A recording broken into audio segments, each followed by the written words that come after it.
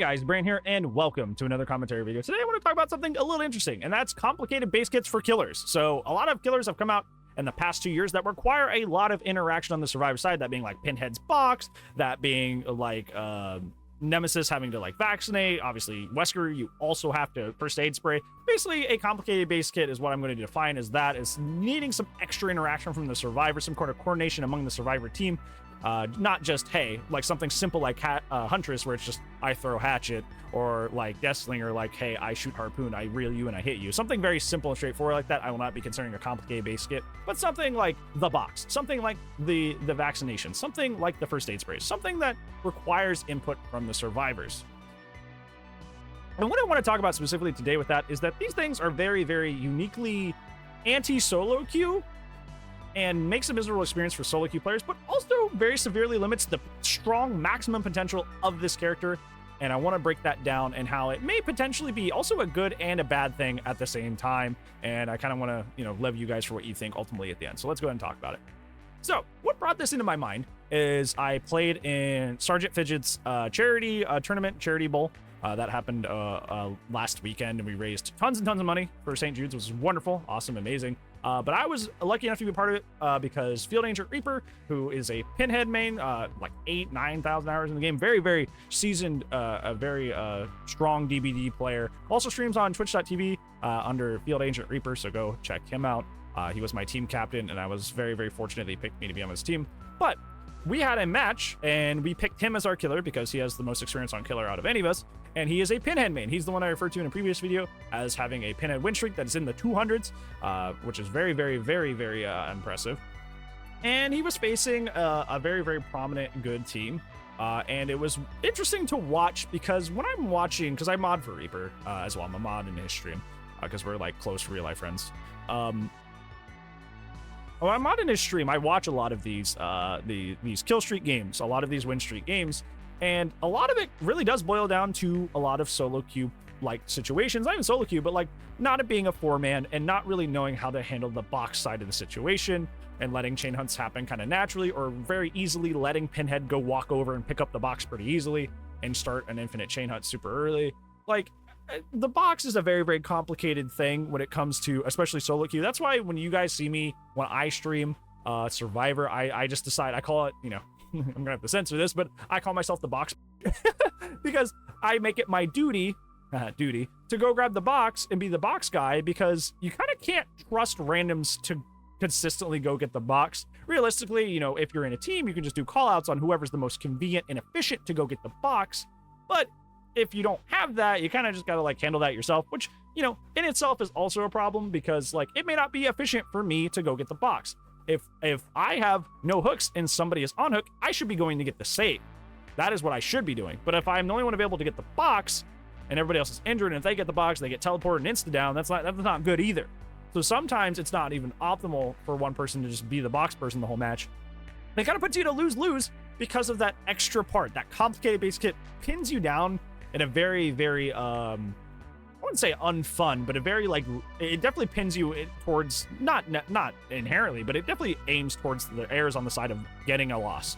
It is definitely forcing you to play inefficiently to handle this alternative objective, this complicated base kit that this character has. But what brought this to my attention, in kind of the flip side of things, is in a 4-man, they were on the box and rotating the box. It wasn't the same person getting the box every time, and Reaper had a pretty difficult time. Now, Reaper still ended up winning because Reaper, like I said, has played for like thousands of hours, one of the more talented killers I've ever seen play this game.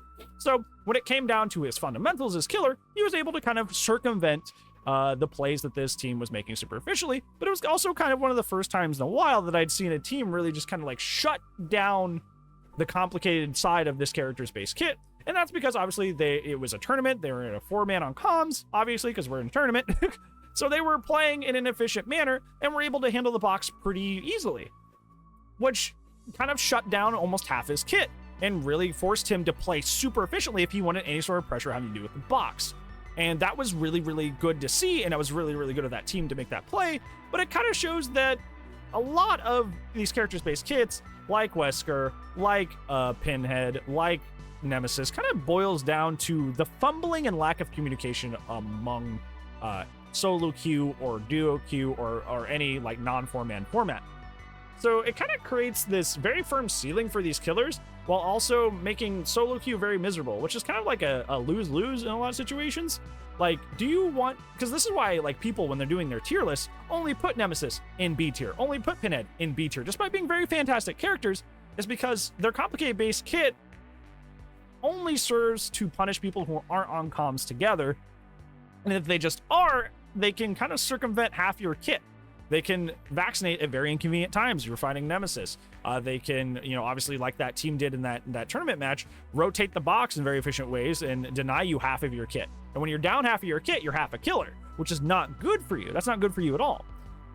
So that obviously sucks because that will keep those characters solidly below A tier because they're easily defeated by comms. But at the same time, running out there in the middle of pubs without a 4-man, you're getting decimated, which sucks, and you don't want to. And it makes these characters unfun to face in a like a solo queue or duo queue environment. But I'm going to raise an important point something important out about that. That is a solid B tier character. Solid B tier characters. Nemesis and Pinhead exclusively are solid B tier characters because of their complicated base kits. And ideally, in a perfect world, don't you want most of your characters to be A or B tier in terms of strength? Having super S tier characters like Nurse, Blight, kind of scary. Having super low characters that like are hard to use, like No Tombstone Myers and like Trapper, not good. We should probably bring those characters up. But when we bring those up, we typically want them to be in like the A to B tier zone. When we balanced Legion, when they were like C or D tier, we moved them up to like B tier, right? That's what the changes we did to Legion brought them up to in terms of like a tier. Or like high C, which, some people put Legion high C now, or low B high C, kind of like around that Billy zone. But like that's ideally what you want, right? That's like ideally what you want, is you want characters in that zone. And technically, these complicated base kit characters are in that zone, right? If you have a complicated base kit, most of these characters air in the B tier themselves. So I don't know. That's just interesting. Like, is that okay, right? Is that all right? Because like, if we're wanting characters to be relatively balanced in that AB zone, most of these complicated base kits are in the AB zone. But also on the flip side, you're kind of having issues as the killer player themselves because you're like, ick. I have a very hard ceiling in terms of what I can do because it's entirely based on if the team is in comms or not. But also, solo queue and duo queue players aren't really having a fun time facing you either. So it's like, it's an interesting question, interesting thing to think about, right? It's a very interesting thing to break down and says, is that healthy for the game? I don't know. I wanted to lay that all out. It's something I've been thinking. It just, like I said, it brought to my attention watching that match. I'm like, wow, I have never seen, or not never seen, but it's very rare that I see a team just kind of like rotate the box like that and deny him half his kit. Like it was especially Reaper, who mains the character, has a 200+ win streak on that character. Like that was wild to see. So it got me thinking about complicated base kits in general, and are they positive or are they negative for the game itself? And I kind of want to see what you guys think now that I've laid out the aspects of that, the traits of it. So let me know what you think down in the comments below. Do you think complicated base kits are healthy for the game, or do you think they're unhealthy for the game? Let me know down in the comments below. But other than that, that's gonna be it for today's video. Thank you so much for watching. I appreciate y'all for spending time with me today. But I do upload daily, so I will see you in the tomorrow zone. But if I do not, well, the thing I always say, I'll see you when I see you. Goodbye.